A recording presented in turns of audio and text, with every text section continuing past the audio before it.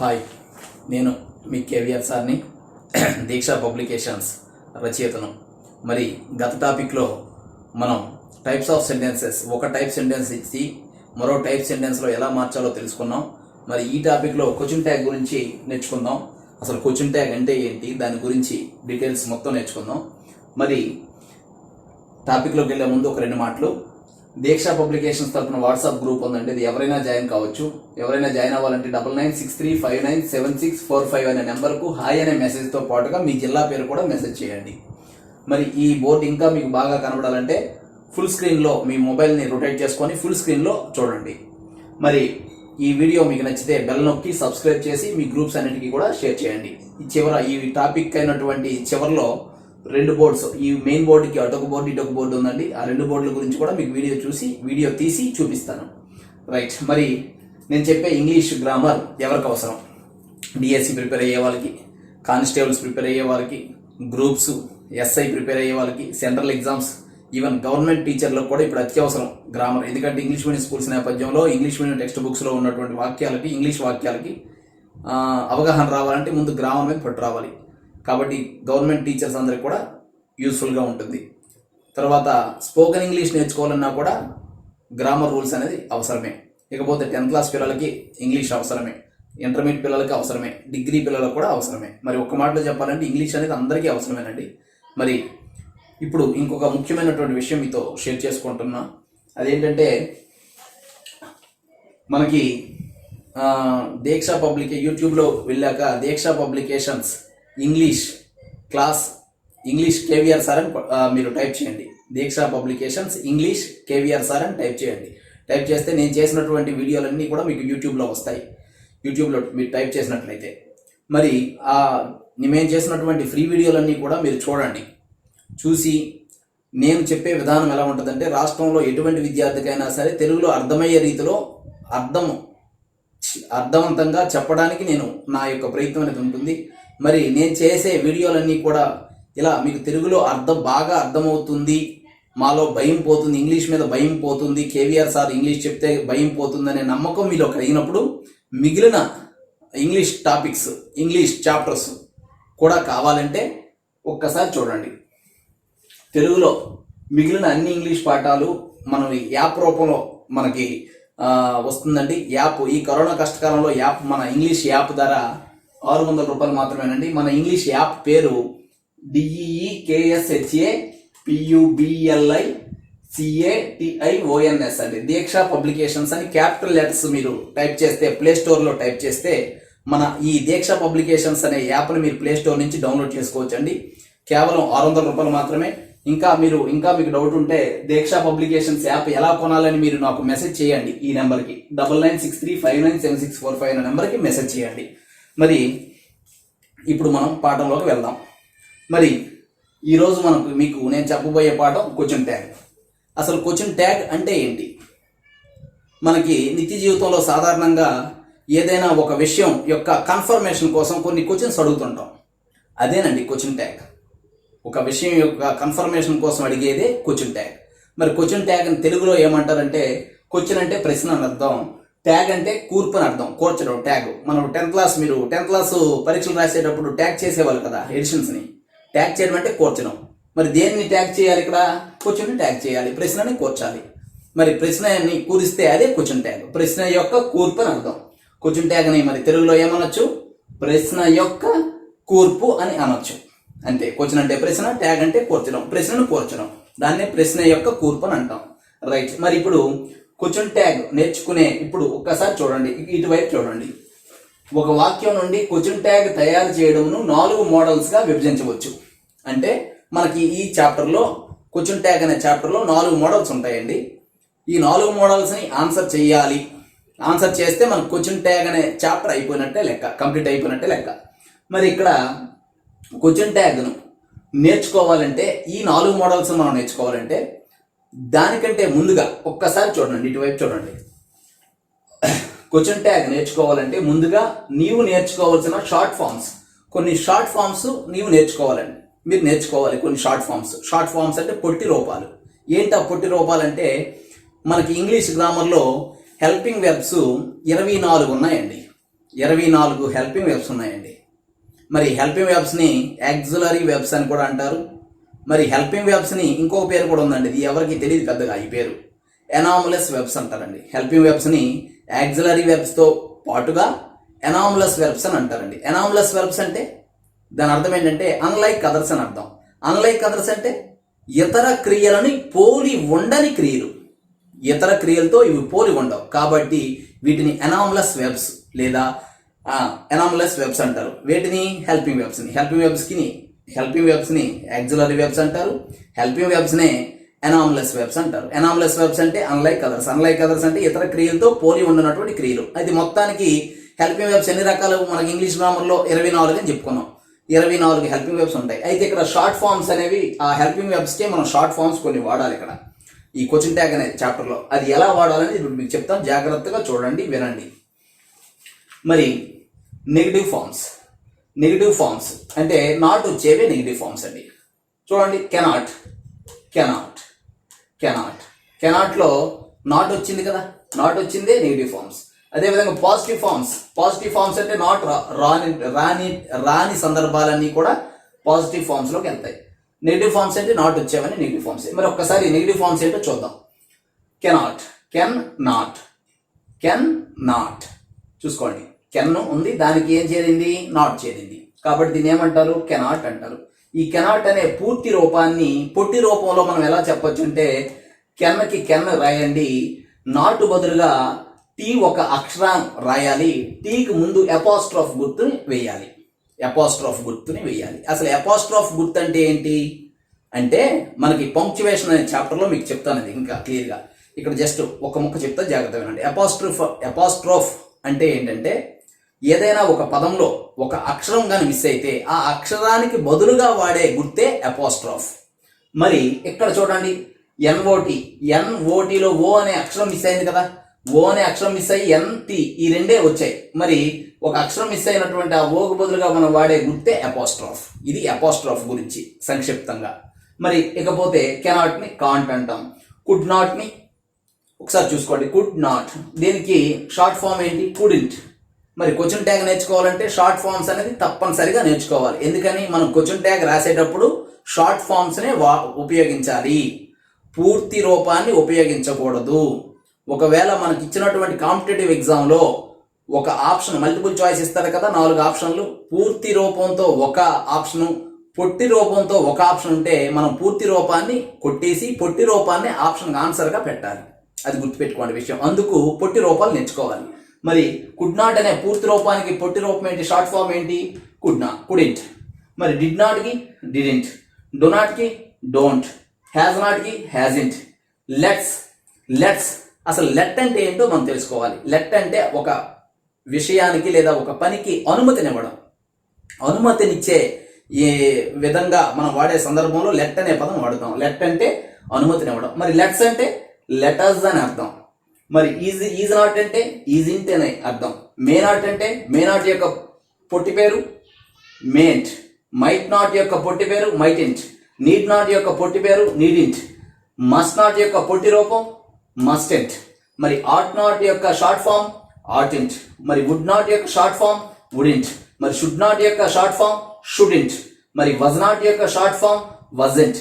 మరి ఇక్కడ చాలా జాగ్రత్తగా చాలా మందికి తెలియదు ఈ విషయం. 98% మంది తెలియదు. ఈ వీడియో చూస్తున్న 98% మంది, సుమారుగా 98% మంది తెలియదు ఈ విషయం. షెల్ నాట్ యొక్క పొట్టి రూపం షెలెంట్ అనకూడదు. ఏమనాలంటే షాంట్ అనాలి, SHANT, షాంట్ అనాలి. షెల్ నాట్ యొక్క షార్ట్ ఫామ్ లేదా పొట్టి రూపాన్ని ఏమని పలకాలంటే షాంట్ అని పలకాలి. SHANT, షాంట్ అని పలకాలి, గుర్తుపెట్టుకోండి. నెక్స్ట్ విల్ నాట్కి మీ అందరికీ తెలిసిందే. విల్ నాట్ని మరి విల్ నాట్ యొక్క షార్ట్ ఫామ్ ఏంటి, వోంట్. రైట్, ఇవ్వండి నెగిటివ్ ఫామ్స్ కొన్ని. మరి కొన్ని పాజిటివ్ ఫామ్స్ గురించి మనం మాట్లాడదాం. హీ పక్కన డి వస్తే, హీ పక్కన ఏ అక్షరం రావాలి, డి అనే అక్షరం వస్తే దాని అర్థం ఏంటంటే హీ హ్యాడ్ అనే ఒక అర్థం వస్తుందండి, లేదా హీ వుడ్ అనే ఒక అర్థం వస్తుందండి. ఆ సెంటెన్స్ యొక్క టెన్స్ని బట్టి మీకు టెన్సెస్ చాప్టర్ మీకు చెప్పినప్పుడు ఇంకా క్లియర్గా అర్థమవుతుంది. ఇక్కడ జస్ట్ ఈ పక్కన డి వస్తే దాని అర్థం ఏంటో తెలుసుకోండి. హీ పక్కన డి వస్తే దాని అర్థం హీ హ్యాడ్ అని అర్థం. హ్యాడ్ అనే అంటే డి ఈజ్ ఈక్వల్ టు ఏంటి, హ్యాడ్ అనే అర్థం, లేదా డి ఈజ్ ఈక్వల్ టు ఏంటి, వుడ్ అని అర్థం. D is equal to had లేదా వుడ్ అని అర్థం అండి. రైట్. మరి ఒక్కసారి చూడండి, మరి షీ పక్కన డి వస్తే ఇప్పుడు మీరు చెప్పారు వెంటనే. హీ పక్కన డి వస్తే ఏమని చెప్పాము, హీ హ్యాడ్ కానీ హీ వుడ్ కానీ అని చెప్పాం. మరి అదే విధంగా షీ పక్కన డి వస్తే షీ హ్యాడ్ కానీ షీ వుడ్ కానీ. మరి ఇటు పక్కన డి వస్తే ఇటు హ్యాడ్ కానీ ఇటు వుడ్ కానీ. మరి వీ పక్కన డి వస్తే వీ హ్యాడ్ కానీ వీ వుడ్ కానీ.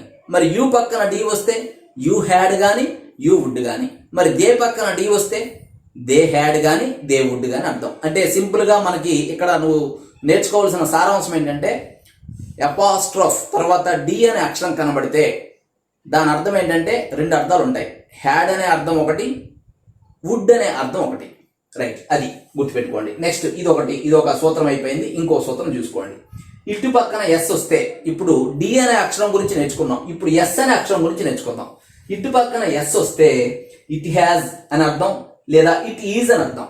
అంటే దాని అర్థం ఏంటంటే ఎస్, దీని నుంచి సారాంశం మనం గ్రహిస్తే ఎస్ అనే అక్షరము ఈజ్ ఈక్వల్ అపాస్ట్రోఫ్ తర్వాత ఎస్ అనే అక్షరం వస్తే దాని అర్థము ఈజ్ ఈక్వల్ ఏమవుతుంది, హ్యాజ్ లేదా ఈజ్. మరి డి వస్తే హ్యాడ్ లేదా వుడ్. మరి ఎస్ వస్తే హ్యాజ్ లేదా ఈజ్ అని అర్థం. రైట్. మరి ఇక్కడ చూడండి, మరి దట్ పక్కన ఎస్ వస్తే చెప్పాలి దట్ హ్యాజ్ లేదా దట్ ఈజ్. మరి హియర్ పక్కన ఎస్ వస్తే హియర్ ఈజ్ లేదా హియర్ హ్యాజ్. మరి దేర్ పక్కన ఎస్ వస్తే దేర్ ఈజ్ లేదా దేర్ హ్యాజ్. మరి ఐ పక్కన డి వస్తే దాని అర్థం ఆల్రెడీ మీకు ముందే చెప్పాను, డి వస్తే అర్థం ఏంటి, హ్యాడ్ లేదా వుడ్. మరి ఐ పక్కన డి వస్తే ఏమవుతుంది, ఐ హ్యాడ్ లేదా ఐ వుడ్ అవుతుంది. మరి వీ పక్కన డి వస్తే వీ హ్యాడ్ లేదా వీ వుడ్ అవుతుంది. మరి ఐ పక్కన ఎం వస్తే, ఇది మీ అందరికీ తెలుసు, ఐ పక్కన ఎం వస్తే దాని అర్థం ఏంటి, ఐ ఆమ్ అని అర్థం. మరి ఐ పక్కన వి అని వస్తే విఈ అనే రెండు అక్షరాలు వస్తే దాని అర్థం ఐ హ్యావ్ అని అర్థం అమ్మా. మరి దే పక్కన వి అని వస్తే దే హ్యావ్ అని అర్థం. యూ పక్కన వి అని వస్తే యూ హ్యావ్ అని అర్థం. వీ పక్కన వి అని వస్తే వీ హ్యావ్ అని అర్థం. సింపుల్ గా ఒక మాటలో దీని నుంచి మనం గ్రహించాల్సిన సారాంశం ఏంటి, విఈ అని వస్తే దాని అర్థం హ్యావ్ అని అర్థం. విఈ అనే రెండు అక్షరాలు వస్తే దాని అర్థం ఏంటి, హ్యావ్ అని అర్థం, హ్యావ్. మరి దే పక్కన ఆర్ఈ అనే రెండు అక్షరాలు వస్తే దాని అర్థం ఏంటంటే దే ఆర్ అని అర్థం, లేదా దే వర్ అని అర్థం. అంటే ఇక్కడ నువ్వు గ్రహించాల్సిన సారాంశం ఏంటంటే ఆర్ఈ అనే అపాస్ట్రోఫ్ తర్వాత ఆర్ఈ అనే రెండు అక్షరాలు వస్తే దాని అర్థం ఏఆర్ఈ ఆర్ అని చెప్పుకోవచ్చు, లేదా డబ్ల్యూఈఆర్ఈ వర్ అని కూడా చెప్పుకోవచ్చు. ఆర్ఈ అనే రెండు అక్షరాలని యొక్క అర్థం ఏంటండి, ఆర్ అనే చెప్పుకోవచ్చు లేదా వర్ అనే కూడా చెప్పుకోవచ్చు. మరి వి పక్కన ఆర్ఈ వస్తే వీఆర్ లేదా వీవర్. నెక్స్ట్ యూ పక్కన ఆర్ఈ వస్తే యూఆర్ లేదా యూవర్. మరి ఐ పక్కన రెండు ఎల్లలు వస్తే ఇది మీ అందరికీ తెలుసు, ఐ పక్కన రెండు ఎల్లలు వస్తే ఐ విల్లు. మరి హీ పక్కన రెండు ఎల్లలు వస్తే హీ విల్లు, యూ పక్కన రెండు ఎల్లలు వస్తే యూ విల్లు. ఒక్క మాటలో చెప్పాలంటే మరొకసారి సంక్షిప్తంగా చెప్తాను చూసుకోండి. పాజిటివ్ ఫార్మ్స్, డి వస్తే అపాస్ట్రోఫ్ తర్వాత డి వస్తే దాని అర్థం రెండు రకాలుగా మనం చెప్పుకోవచ్చు. డి ఈజ్ ఈక్వల్ ఏమవుతుందంటే హ్యాడ్ అనే అర్థం ఒక అర్థం చెప్పుకోవచ్చు, వుడ్ అనే విధంగా ఇంకొక అర్థం చెప్పుకోవచ్చు. అపాస్ట్రోఫ్ తర్వాత ఎస్ అనే అక్షరం వస్తే దాని అర్థం రెండు రకాలుగా ఉంటుంది. ఈజ్ అనే ఒక అర్థం చెప్పుకోవచ్చు, హ్యాజ్ అనే ఒక అర్థం చెప్పుకోవచ్చు. మరి అపాస్ట్రోఫ్ తర్వాత వి అనే అక్షరం వస్తే, వి అనే రెండు అక్షరాలు వస్తే దాని అర్థం హ్యావ్ అని అర్థం. మరి అపాస్ట్రోఫ్ తర్వాత ఆర్ఈ అనే రెండు అక్షరాలు వస్తే దాని అర్థం ఏఆర్ఈ ఆర్ అని చెప్పుకోవచ్చు, డబ్ల్యూఈఆర్ఈ వర్ అని కూడా చెప్పుకోవచ్చు. మరి అపాస్ట్రోఫ్ తర్వాత రెండు ఎల్ఎల్ వస్తే దాని అర్థం డబ్ల్యూఐఎల్ఎల్ విల్ అని అర్థం. ఇదండి పాజిటివ్ యొక్క షార్ట్ ఫామ్స్.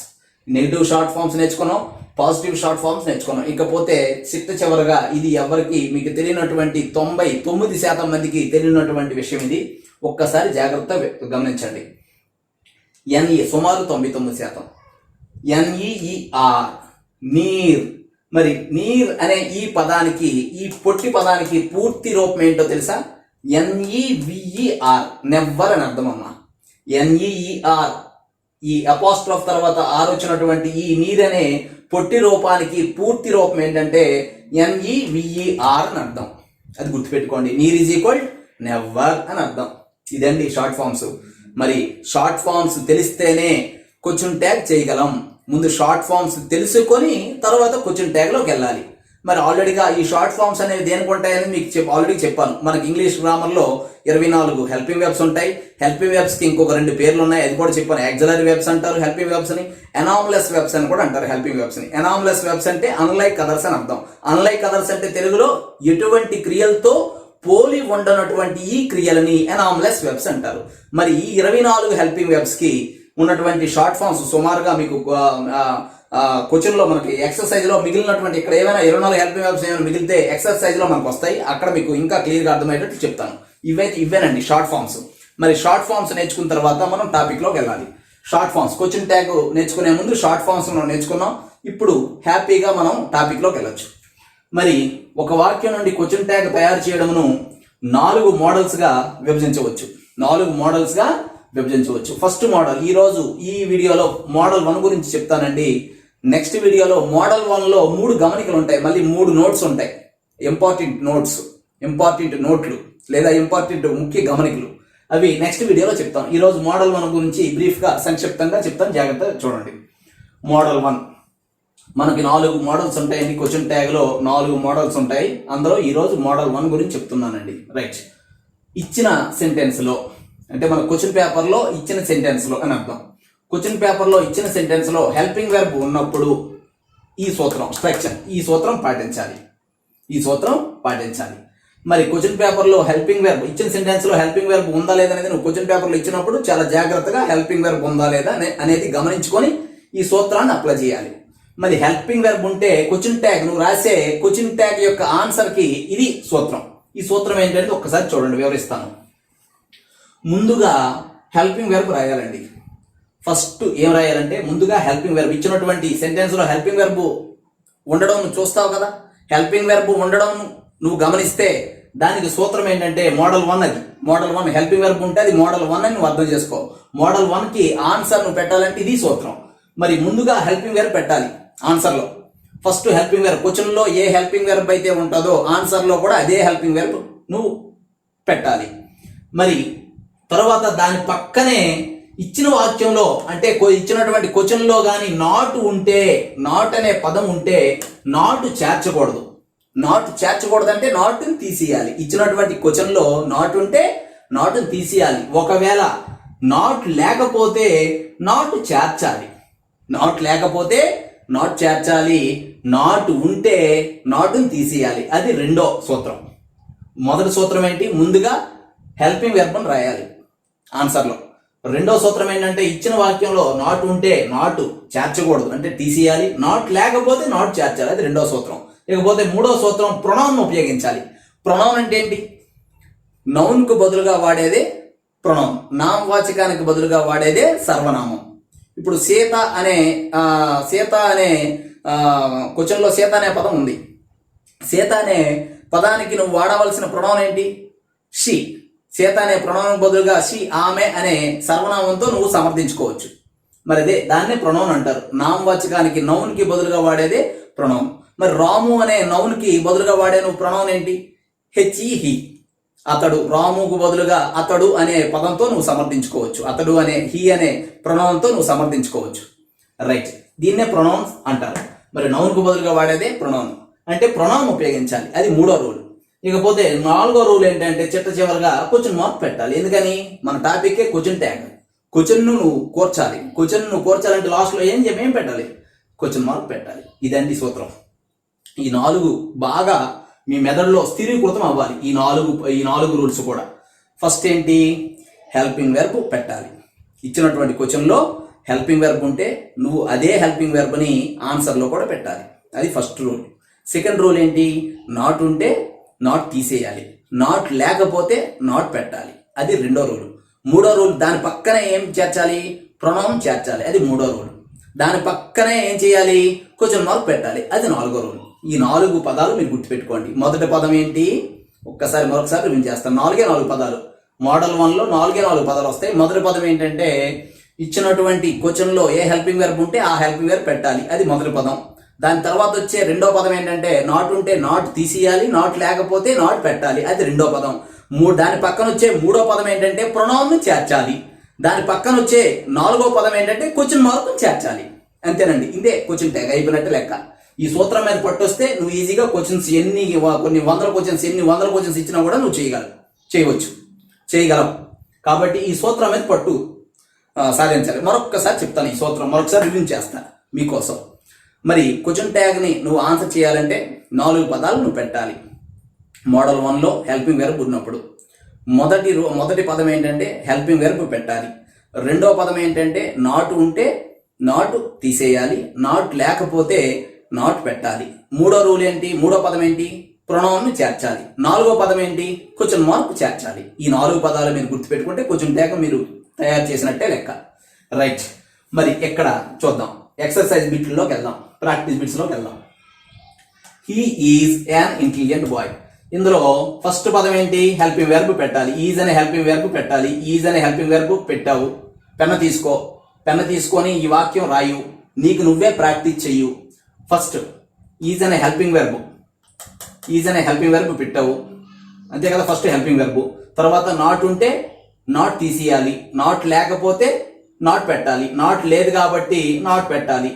నాట్ ఈజ్ పక్కన నాట్ పెడితే మీకు ముందే చెప్పాను, క్వశ్చన్ ట్యాగ్ లో పూర్తి రూపాన్ని వాడకూడదు, పొట్టి రూపాన్ని వాడాలి. ఈజ్ నాట్ అనే పూర్తి రూపానికి ఈజ్ పక్కన నాట్ చేర్చాలి. ఈజ్ నాట్ అనే పూర్తి రూపానికి పొట్టి రూపం ఏంటి? ఈజ్ ఇంట్, కాబట్టి ఈజ్ ఇంట్. అది రెండోది, నాట్ అనేది రెండో పదం చేర్చావు. ఇకపోతే మూడో పదం ఏంటి? ప్రొనౌన్ చేర్చాలి. ఇచ్చినటువంటి వాక్యంలో హీ అనే ప్రొనౌన్ ఆల్రెడీగా ఉంది కదా, హీ అనే ప్రొనౌనే కదా. హీ అనేది ప్రొనౌన్ అవునా? ప్రొనౌన్. హీ, షీ మనకి ప్రొనౌన్స్ తెలుసు కదా, first person, second person, third person. First person అంటే ఐ వస్తుంది, వై మరియు వి కూడా వస్తుంది. సెకండ్ పర్సన్ అంటే యు వస్తుంది. థర్డ్ పర్సన్ అంటే he, she, it, they. Third person 4, second person 1, first person 2. ఏంటి first person 2? I, we. Right, మరి I, we, you, he, she, it, they, ఈ 7 ప్రొనౌన్సే మన క్వశ్చన్ ట్యాగ్ మొత్తం వస్తాయి. ఈ 7 ప్రొనౌన్స్ మీద మీకు ఆల్రెడీగా ప్రొనౌన్స్ అనే చాప్టర్లో మీకు చెప్పాను. ప్రొనౌన్స్ అనే చాప్టర్ క్లాస్ 2 మన Deeksha publication English class KVR sir అని మీరు యూట్యూబ్లో టైప్ చేస్తే క్లాస్ 2 వస్తుంది. ఆ క్లాస్ 2లో కూడా మీరు చూడొచ్చు ప్రొనౌన్స్ గురించి. సరే, ఇక్కడ ప్రొనౌన్ ఏంటి? హీ, కాబట్టి హీని చేర్చాం, అది మూడో పదం. ఇకపోతే నాలుగో పదం ఏంటి? క్వశ్చన్ మార్క్ పెట్టాలి. 4 పదాలు అయిపోయి. హెల్పింగ్ వెర్బ్ 1వ పదం, నాట్ అనేది 2వ పదం, ప్రొనౌన్ అనేది 3వ పదం, క్వశ్చన్ మార్క్ అనేది 4వ పదం. ఈ 4 పదాలు నువ్వు రాస్తే క్వశ్చన్ ట్యాగ్ నువ్వు తయారు చేసినట్టే లెక్క, అంతే, సింపుల్. మరి రెండోది ఇంకొకటి చూద్దాం. Sita had some money. Had అనేది హెల్పింగ్ వెర్బ్. మనకున్న 24 హెల్పింగ్ వెర్బ్స్ లో హ్యాడ్ అనేది ఒక హెల్పింగ్ వెర్బ్. మరి హ్యాడ్ ఫస్ట్ హెల్పింగ్ వెర్బ్ రాయాలి కాబట్టి హ్యాడ్ అనే హెల్పింగ్ వెర్బ్ రాయండి. పెన్ తీసుకొని బోర్డు మీద ఉన్న వాక్యాన్ని మీరు క్వశ్చన్ గా రాసి ఆన్సర్ మీ అంతటి మీరే రాయండి. హ్యాడ్ అనే హెల్పింగ్ వెర్బ్ ఫస్ట్ రాయాలి. తర్వాత రెండో పదంగా దేని రాయాలి? నాట్ ఉంటే నాట్ తీసేయాలి, నాట్ లేకపోతే నాట్ పెట్టాలి. నాట్ ఉందా? ఈ వాక్యంలో నాట్ లేదు కాబట్టి, ఇచ్చినటువంటి వాక్యంలో ఎక్కడ నాట్ లేదు, చూడండి, నాట్ లేదు కాబట్టి నాట్ పెట్టాలి, అది రెండో పదం. మూడో పదం ఏంటి? ప్రొనౌన్ వాడాలి. ప్రొనౌన్ ఎక్కడైనా ఉందా? ఇచ్చినటువంటి వాక్యంలో ప్రొనౌన్ అనేది ఎక్కడా లేదు. సీత అనేది నౌన్ ఉంది. మరి సీత అనే నౌన్ గురించి నౌన్కు బదులుగా వాడే ప్రొనౌన్ ఏంటి? సీత ఈజీ అంటే షీ, ఆమె అని వాడొచ్చు, షీ అనే ప్రొనౌన్ వాడొచ్చు, అది మూడో పదం. ప్రొనౌన్ చేర్చావు, ఓకే. ఇకపోతే నాలుగో పదం ఏం చేర్చాలి? క్వశ్చన్ మార్క్ చేర్చావు. ఇదండి. మరి ఈ 2 ఉదాహరణలు మీకు సులువుగా చెప్పాను. ఇక్కడ నుంచి ఇవన్నీ కూడా ఫాస్ట్ గా చెప్తాను, ఎందుకంటే మొదటి 2 ఉదాహరణలు మీకు బాగా చెప్పాను, ఇక మీకు బాగా అర్థమై ఉంటది. ఇక ఎన్ని ఉదాహరణలు ఇచ్చినా కూడా మీరు చేయగల సామర్థ్యం మీలో ఉండాలి. మరొకసారి అలాగని మరీ అంత స్పీడ్గా చెప్పను, మీడియం స్పీడ్లో చెప్తాను, జాగ్రత్తగా చూడండి. She has not completed the work. First పదం ఏంటి? హ్యాజ్ అనే హెల్పింగ్ వెర్బ్ పెట్టాలి. ఇక్కడ హెల్పింగ్ వెర్బ్ పెట్టాలి. హెల్పింగ్ వెర్బ్ ఏముంది? హ్యాజ్ అనే హెల్పింగ్ వెర్బ్ ఉంది కాబట్టి హ్యాజ్ పెట్టు. తర్వాత రెండో పదం నాట్ గురించి. నాట్ ఇక్కడ ఉంది కాబట్టి నాట్ తీసేయాలి. నాట్ ఇక్కడ ఆల్రెడీగా ఇక్కడ తీసే ఉంది, ఇక్కడ పెట్టావా? పెట్టలేదు. మరి తర్వాత ఏం చేయాలి? షీ అనే ప్రొనౌన్, తర్వాత క్వశ్చన్ మార్క్, అంతే, 4 పదాలు అయిపోయి. ఇకపోతే next bit, he does not take sweets. మనకి ఉన్న ఇంగ్లీష్ గ్రామర్లో ఉన్న 24 హెల్పింగ్ వెర్బుల్లో మీకు పరిచయం లేనివి డూ, డస్, డిడ్, ఈ 3 కూడా హెల్పింగ్ వెర్బ్స్ అవుతాయనే సంగతి ఇక్కడ గుర్తుపెట్టుకోండి. ఇంకా మీకు హెల్పింగ్ వెర్బ్స్ లేదా యాక్సిలరీ వెర్బ్స్ లేదా అనామలస్ వెర్బ్స్ అనే చాప్టర్లో ఇంకా మీకు క్లియర్గా చెప్తాను. ఏ హెల్పింగ్ వెర్బ్ అని ఏ సందర్భంలో వాడాలో కూడా మీకు చెప్తాను అక్కడ. మరి ఇక్కడ చూసుకోండి, అంటే ఇక్కడ మీకు జస్ట్ డూ కానీ డస్ కానీ డిడ్ కానీ ఈ మూడు పదాలు ఎక్కడ కనబడినా ఇవి కూడా హెల్పింగ్ వెర్బ్సే అని మీరు గుర్తుపెట్టుకోవాలి. రైట్, ఇక్కడ he does not, he doesn't take sweets. మరి ఇక్కడ డస్ అనేది హెల్పింగ్ వెర్బ్, తర్వాత నాట్ ఉంది కాబట్టి నాట్ తీసేయాలి. హీ అనేది ప్రొనౌన్ కాబట్టి ప్రొనౌన్ వేసేయండి. తర్వాత లాస్ట్ నాలుగో పదంగా క్వశ్చన్ మార్క్ పెట్టండి. మరి we have enough money with us అని ఉంది. ఇందులో హ్యావ్ అనేది హెల్పింగ్ వెర్బ్. రెండో పదం నాట్ గురించి, నాట్ ఇక్కడ లేదు కాబట్టి నాట్ పెట్టండి, హ్యావెంట్ అవుతుంది. రైట్, తర్వాత వీ అనే ప్రొనౌన్ ని చేర్చండి, అది మూడో పదం, ప్రొనౌన్ మూడో పదం కదా, ప్రొనౌన్ చేర్చాలి. తర్వాత నాలుగో పదం ఏంటి, క్వశ్చన్ మార్క్ పెట్టాలి. అయిపోయింది answer. You aren't going to school now.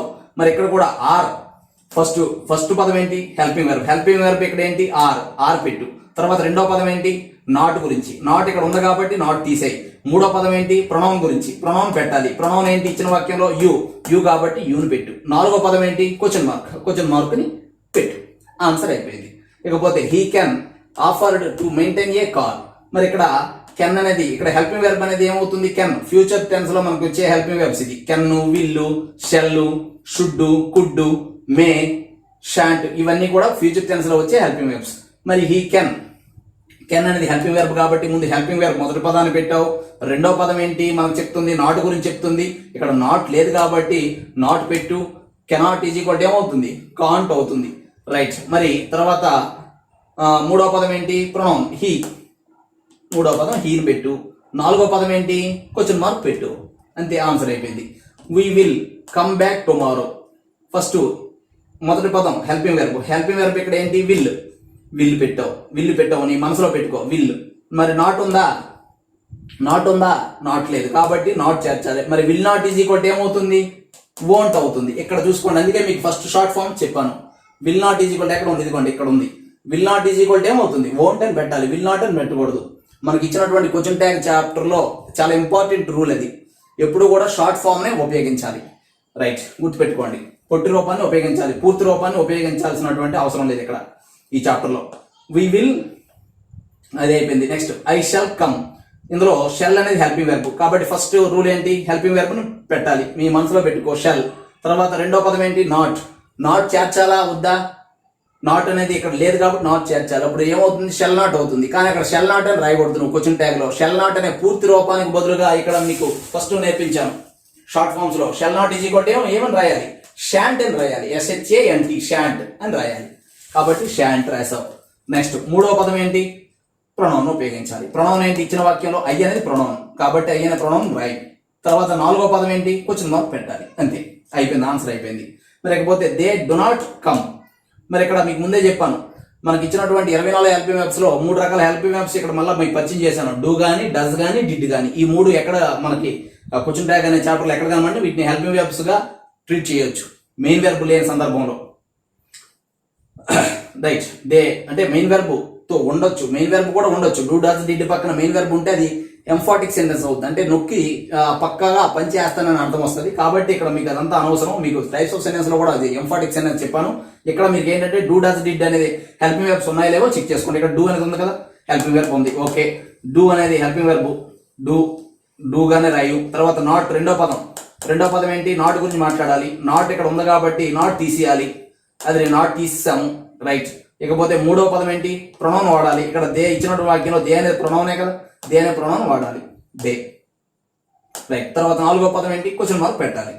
మరి you should attend the meeting. ఇందులో హెల్పింగ్ వెర్బ్ ఫస్ట్ పదం ఏంటి, హెల్పింగ్ వెర్బ్ చూడాలి. హెల్పింగ్ వెర్బ్ ఏంటి, ఇక్కడ షుడ్ అనే హెల్పింగ్ వెర్బ్ ఉంది కాబట్టి షుడ్ రాయి ఫస్ట్ పదంగా. రెండో పదం ఏంటి, నాట్ గురించి మాట్లాడాలి. ఇందులో నాట్ లేదు కాబట్టి నాట్ అనే పదం చేర్చు. షుడ్ నాట్ ఈజ్ ఈక్వల్ ఏమవుతుంది, షార్ట్ ఫామ్ షుడెంట్ అవుతుంది, షుడెంట్. తర్వాత ఏంటి ప్రొనౌన్ చేర్చాలి. ప్రొనౌన్ ఇచ్చినటువంటి వాక్యంలో ప్రొనౌన్ ఎక్కడ ఉందో చూడండి, ప్రొనౌన్ యూ ఉంది కాబట్టి యూని చేర్చాలి, యూ అనే ప్రొనౌన్ చేర్చాలి, అది మూడో పదంగా. ఇకపోతే నాలుగో పదంగా దేన్ని చేర్చాలి, క్వశ్చన్ మార్క్ చేర్చాలి.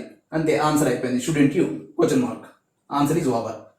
మరి యూ కుడ్ నాట్ కమ్. మరి ఇందులో కూడా 4 పదాలు ఏంటి, 4 పదాల్లో ఫస్ట్ ఏంటి, హెల్పింగ్ వెర్బ్. హెల్పింగ్ వెర్బ్ ఇక్కడ ఏంటి, కుడ్ అనే హెల్పింగ్ వెర్బ్ రాసిన తర్వాత నెక్స్ట్ దేన్ని రాస్తావు, నాట్ గురించి రాస్తావు. నాట్ ఉంటే నాట్ తీసేయాలి, నాట్ తీసేసావు. తర్వాత మూడో పదంగా దేన్ని రాస్తావు, ప్రొనౌన్ రాస్తావు. ప్రొనౌన్ ఏముంది ఇక్కడ ఈ వాక్యంలో యూ అనే ప్రొనౌన్ ఇచ్చాడు కాబట్టి యూని రాయు. తర్వాత నాలుగో పదంగా దేన్ని యాడ్ చేస్తావు, క్వశ్చన్ మార్క్ యాడ్ చేస్తావు. అంతే, 4 పదాలు అయిపోయి. 4 పదాలు అయిపోయినప్పుడు ఏమవుతుంది, ఆన్సర్ కంప్లీట్ అయిపోయినట్టు లెక్క. Right, he did his work. మరి ఎందులో మీకు ముందే చెప్పాను, డూ కానీ చూసుకోండి, డూ కానీ డస్ కానీ డిడ్ అనేది మనకి ఉన్నటువంటి 24 హెల్పింగ్ వెర్బ్స్ లో ఈ 3 కూడా హెల్పింగ్ వెర్బ్స్ అనేవి చెందుతాయి, హెల్పింగ్ వెర్బ్స్ గా చెందుతాయి. కాబట్టి డిడ్ అనే హెల్పింగ్ వెర్బ్ ఇక్కడ వచ్చింది, కాబట్టి ఫస్ట్ పదం ఏంటి, హెల్పింగ్ వెర్బ్ రాయాలి. ఇక్కడ డిడ్ అనే హెల్పింగ్ వెర్బ్ వచ్చింది, కాబట్టి డిడ్ రాయి ఫస్ట్ పదంగా. హెల్పింగ్ వెర్బ్ ఇదే కదండి, మనకి ఉన్న 4 పదాలు ఏంటి, హెల్పింగ్ వెర్బ్ 1వ పదం, 2వ పదం నాట్, 3వ పదం ప్రొనౌన్, 4వ పదం క్వశ్చన్ మార్క్. ఇదే రూల్. ఈ రూల్ తెలిస్తే క్వశ్చన్ ట్యాగ్ తయారైపోయినట్టే లెక్క. కాబట్టి ఈ రూల్ని బాగా మీరు స్థిరీకృతం, మీ మెదడులో స్థిరీకృతం చేసుకోండి ఈ రూల్ని, ఆ 4 పదాల రూల్ని. మరి ఇక్కడ చూసుకోండి, you could not, sorry, he did his work, he did his work. మరి డిడ్ అనే ఈ హెల్పింగ్ వెర్బ్ ఫస్ట్ రాసావు, ఓకే. తర్వాత 2వ పదంగా దేన్ని రాయాలి, నాట్ లేదు కాబట్టి నాట్ చేర్చాలి. కాకపోతే డిడ్ నాట్ అని రాయకూడదు, డిడ్ నాట్ అనే పూర్తి పేరుకు బదులుగా షార్ట్ ఫామ్ రాయాలి, డిడెంట్ అనే షార్ట్ ఫామ్ రాయాలి. తర్వాత అయిపోయింది ఇది. తర్వాత 3వ పదం దేని గురించి ఆలోచించాలి, ప్రొనౌన్ గురించి ఆలోచించాలి. 3వ పదం ప్రొనౌన్, ఇక్కడ ఇచ్చినటువంటి వాక్యంలో ప్రొనౌన్ ఏముంది, హీ అనే ప్రొనౌన్ ఉంది, కాబట్టి హీ అనే ప్రొనౌన్ చేర్చు. 4వ పదంగా దేన్ని చేర్చాలి, క్వశ్చన్ మార్కుని చేర్చాలి. అయిపోయింది, క్వశ్చన్ ట్యాగ్ అయిపోయింది. ఐ మే లెర్న్ ఒరియా, ఇందులో కూడా ఏంటి, మే అనేది హెల్పింగ్ వెర్బేనా, మనకున్న ఫ్యూచర్ టెన్స్ లో వచ్చే హెల్పింగ్ వెర్బే కదా మే అనేది. మే కమిన్ సార్ అంటాం కదా, మరి మే అనేది హెల్పింగ్ వెర్బే కదా. రైట్, మరి ఫస్ట్ మే అనే హెల్పింగ్ వెర్బ్ రాయి, అది మొదటి పదం అయిపోతుంది, హెల్పింగ్ వెర్బ్ అనేది మొదటి పదం అయిపోతుంది. 2వ పదం ఏమైపోతుంది, నాట్ అయిపోతుంది. నాట్ అనేది ఇక్కడ ఉందా, ఇచ్చినటువంటి వాక్యంలో నాట్ లేదు కాబట్టి నాట్ పెట్టు. మరి మే నాట్ అని రాయకూడదు, మే నాట్ యొక్క పూర్తి పేరు ఏంటి, మే ఇంట్ అనేది ఎన్టీ అనేది రాయాలి, నాట్ అని రాయకూడదు. అందుకే మీకు షార్ట్ ఫామ్స్ ముందు చెప్పాను. తర్వాత నెక్స్ట్ ఏమవుతుందండి చూడండి, నెక్స్ట్ 3వది ప్రొనౌన్. 3వ పదం ప్రొనౌన్ గా చేర్చాలి, ప్రొనౌన్ ని చేర్చావు. 4వ పదంగా దేన్ని చేర్చాలి, క్వశ్చన్ మార్కుని చేర్చాలి. అయిపోయింది, క్వశ్చన్ ట్యాగ్ తయారు అయిపోయింది. మరి ఒక్కసారి లాస్ట్ మనకు ఉన్నటువంటి ఈ వీడియోలో లాస్ట్ వీక్ చూడండి, we shan't solve this problem. అసలు షాంట్ అంటే అర్థం ఏంటి, షాంట్ ఫస్ట్ హెల్పింగ్ వెర్బ్ చూడాలి, మొదటి పదాన్ని దేని చూడాలి, హెల్పింగ్ వెర్బ్ చూడాలి. హెల్పింగ్ వెర్బ్ అనేది మనకి ఏంటి, ఇక్కడ ఏం కనబడుతుంది, షాంట్ అనేది కనబడుతుంది. షాంట్ అంటే అర్థం ఏంటి, మనకి షాంట్ అనే పొట్టి రూపానికి పూర్తి రూపం ఏంటి, ఒక్కసారి చూడండి, షార్ట్ ఫామ్స్ లో చూడండి. Shan't is equal to shall not అని అర్థం. షాంట్ ఈజ్ ఈక్వల్ టు ఏమవుతుంది, షెల్ నాట్ అని అర్థం. అంటే ఇక్కడ హెల్పింగ్ వెర్బ్ ఏమవుతుంది, షెల్ నాట్ లో హెల్పింగ్ వెర్బ్ ఏమవుతుంది, షెల్, కాబట్టి షెల్ రాయు. తర్వాత షెల్ నాట్ ఇచ్చాడు, ఇక్కడ ఇచ్చిన వాక్యంలో నాట్ ఇచ్చాడు కాబట్టి 2వ పదంలో నాట్ ని తీసేయాలి కదా, నాట్ ని చేర్చకూడదు కాబట్టి నాట్ ని తీసేయి, అది 2వ పదం ఆన్సర్ అవుతుంది. ఇకపోతే ఇచ్చినటువంటి క్వశ్చన్ ట్యాగ్ లో మనం తయారు చేసుకున్నటువంటి క్వశ్చన్ ట్యాగ్ లో 3వ పదంగా దేన్ని రాయాలి, ప్రొనౌన్ రాయాలి. ప్రొనౌన్ ఇచ్చినటువంటి వాక్యంలో ప్రొనౌన్ ఏముందో చూడండి, వి అనే ప్రొనౌన్ ఉంది, వి అనే ప్రొనౌన్ రాస్తాం, అది 3వ పదంగా రాస్తాం. ఇకపోతే లాస్ట్ పదంగా 4వ పదంగా దేన్ని పెట్టాలి, క్వశ్చన్ మార్కుని పెట్టాలి. అయిపోయింది, క్వశ్చన్ ట్యాగ్ తయారు చేయడం అయిపోయింది. నెంబర్ ఆఫ్ బిట్స్ మీకు చెప్పడం జరిగింది. మరి ఇటువంటి బిట్స్ కొన్ని 100 బిట్లు మీరు ఇచ్చినా కూడా మీరు చేయగలగాలి, చేస్తారని ఆశిస్తున్నాను. రైట్, మరి ఈ చాప్టర్లో క్వశ్చన్ ట్యాగ్ అనే చాప్టర్లో ఈరోజు ఈ వీడియోలో మోడల్ 1కి సంబంధించినటువంటి మనకి బ్రీఫ్గా మోడల్ 1 గురించి మీకు సంక్షిప్తంగా చెప్పాను. ఇంకా ఈ మోడల్ 1లో మరొక 3 గమనికలు ఉన్నాయి. ఆ గమనికలు 3 గమనికలు చాలా వెరీ వెరీ ఇంపార్టెంట్. అవి ఆ 3 గమనికల మీదే మనకు ప్రశ్న వస్తుంది. ఆ 3 గమనికల మీద ప్రశ్న వస్తుంది కాబట్టి నెక్స్ట్ వీడియోలో దాన్ని మీకు అత్యద్భుతంగా మీకు అందిస్తాను. మరి ఇదండి ఈరోజు మీకు నేను నేర్పించినటువంటి క్వశ్చన్ ట్యాగ్లో మోడల్ 1 అనే సందర్భాన్ని నేను మీకు నేర్పించాను. మరి ఈరోజు ఈ వీడియో పూర్తయినట్లే. మరి నేను మీ నుంచి కోరుకునే సపోర్ట్ ఏంటంటే, ఒక్కసారి చూడండి, మీకోసం ఎంత ఎఫర్ట్ పెట్టి ఎంతటి కష్టమైన టాపిక్నైనా రాష్ట్రంలో ఎటువంటి విద్యార్థికైనా అతి సులువుగా తెలుగులో నేర్పించే సత్తా గల ఈ కేవీఆర్ సార్కి మీరిచ్చే ప్రతిఫలం ఏమిటంటే, ఒక్కసారి సబ్స్క్రైబ్ అనే పదం మీద ప్రెస్ చేస్తే బెల్ సింబల్ వస్తుంది. బెల్ సింబల్ మీద ప్రెస్ చేస్తే ఆల్ అనే పదం కనబడుతుంది. ఆల్ అనే పదం పైన క్లిక్ చేయండి. ఇలా చేస్తే మీరు సబ్స్క్రైబ్ అయినట్టు లెక్క. సబ్స్క్రైబ్ చేసుకుంటే మీకే మంచిది, ఎందుకంటే మేము చెప్పే అన్ని వీడియోస్ మీకు నోటిఫికేషన్స్గా మీ మొబైల్లో మీకు వస్తాయి. సబ్స్క్రైబ్ చేయకపోతే మేము చేసే వీడియోస్ మీకు రావు, కాబట్టి సబ్స్క్రైబ్ చేయండి. మరి ఈ వీడియోను మీ ఫ్రెండ్స్ మరియు మీ ఫ్రెండ్స్ గ్రూప్స్ అన్నింటికి వాట్సాప్ ద్వారా కానీ లేదా టెలిగ్రామ్ ద్వారా కానీ షేర్ చేయండి. మరి నేను మీకోసం చేసే ఈ యజ్ఞంలో మన ఫ్రీ వీడియోలన్నీ ఒక్క నిమిషం కూడా స్కిప్ చేయకుండా ముందుగా చూడండి.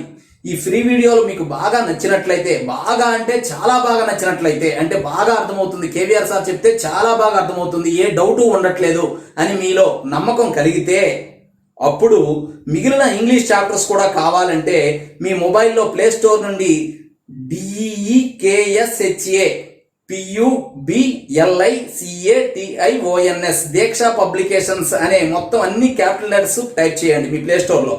టైప్ చేస్తే దీక్ష పబ్లికేషన్స్ అనే మన యాప్ని మీరు డౌన్లోడ్ చేసుకొని పొందవచ్చు. మరి ఏమైనా సార్ యాప్ ఎలా కొనాలి లేదా యాప్ లింక్ పంపించండి అని మీరు 9963597645 అనే నంబర్ కూడా మీరు మెసేజ్ చేయొచ్చు.